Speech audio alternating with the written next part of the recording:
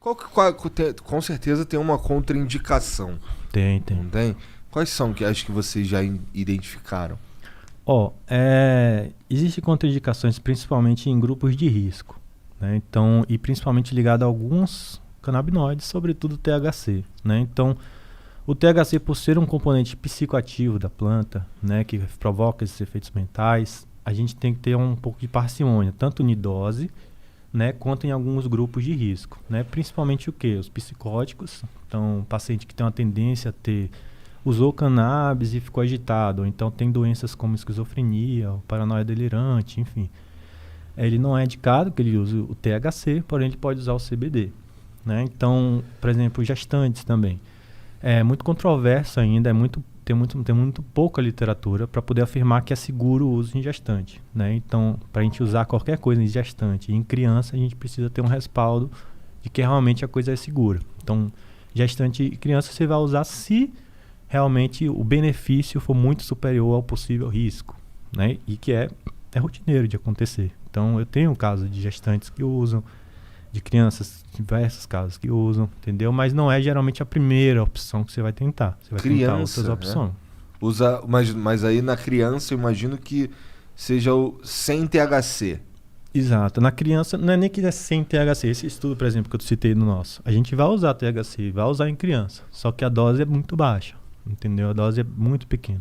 Aliás, esse lance da dose é muito importante, né? Porque a ideia de dar cannabis de forma médica não é de forma nenhuma deixar o paciente chapado, é muito longe disso, né? Na verdade, se você está tendo efeitos mentais, né, parecidos com o uso recreativo, é porque a dose provavelmente está errada.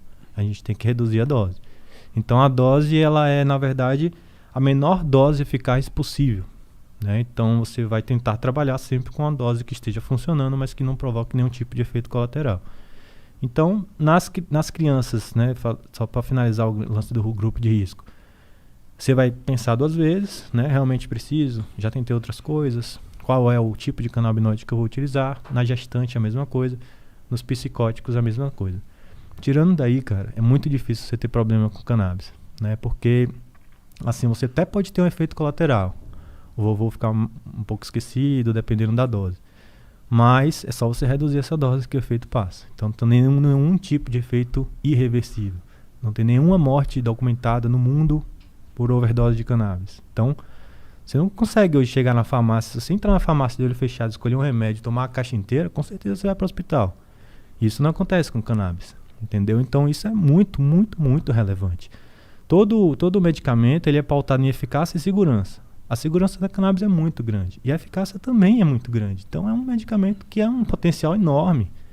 Não é para uma doença. A gente está falando de quase que uma farmácia viva, né? Por causa justamente dessas diversas substâncias que estão lá dentro. Você falou que estudou bastante plantas, né? E, bom, obviamente a maconha é uma realmente poderosa. Tem mais alguma que a galera não está prestando atenção, mas que é uma planta muito importante? Eu sei que uma vez eu estudei sobre uma chamada Kraton, que é uma planta acho que é da Indonésia, cara. Que é um negócio que eles usavam para os escravos lá, para eles ficarem mais tranquilos. Eu tomei, inclusive, não gostei muito. Mas é um negócio que te dá uma aliviada na ansiedade, assim, pra ser sincero. Mas é muito nojento, dá vontade de vomitar. Sim.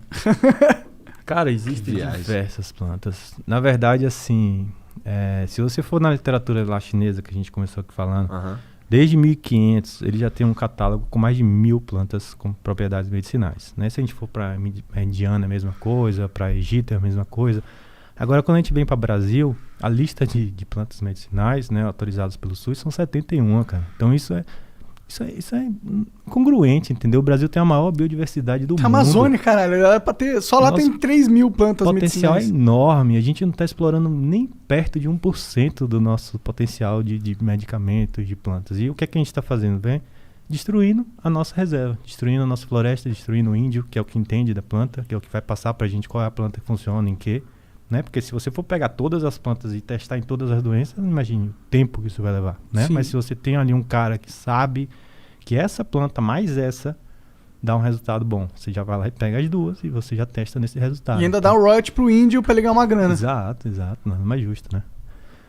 Mas, enfim, a realidade que a gente tem hoje é essa, né? Que não existe um incentivo para a produção de medicamentos naturais. Existe um incentivo para a produção de medicamentos patenteados, de medicamentos que eu consigo produzir em massa, que eu consigo ter royalties.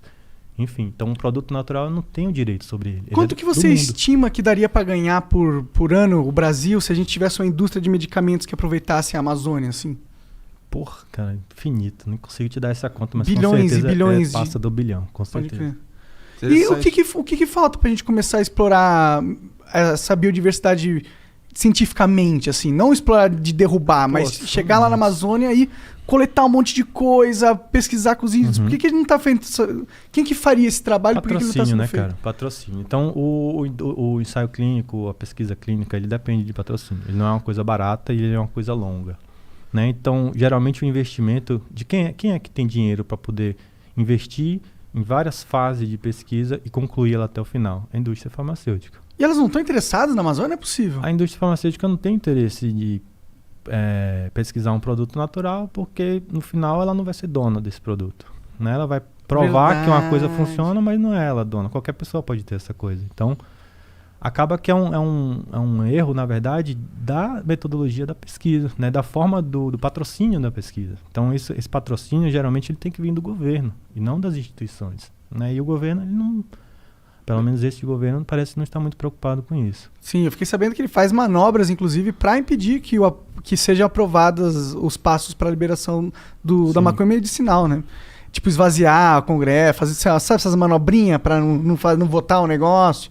Estão fazendo, fiquei sabendo aí. Conseguiu passar, né? Passou agora. Conseguiu, mas voto o governo só, tentou errar, tentou foder. Mas ainda não passou no Senado. Então, é uma lei, o PL 499, que está tentando regulamentar. Que vai melhorar o quê? Ela vai tentar regulamentar o plantio, o cultivo aqui no Brasil. Porque o Brasil ele tem potencial para ser a melhor maconha, a melhor cannabis do mundo. Entendeu? Ser exportador e não consumidor de produto final caríssimo. Então, hoje o óleo que a gente compra, que sei lá, custa 50, 100 dólares, a gente poderia produzir aqui, poderia fomentar a nossa economia, né? Poderia desenvolver aqui centros de tecnologia, de produção, de farmácia viva e exportar para o mundo. Não importar um produto final, entendeu?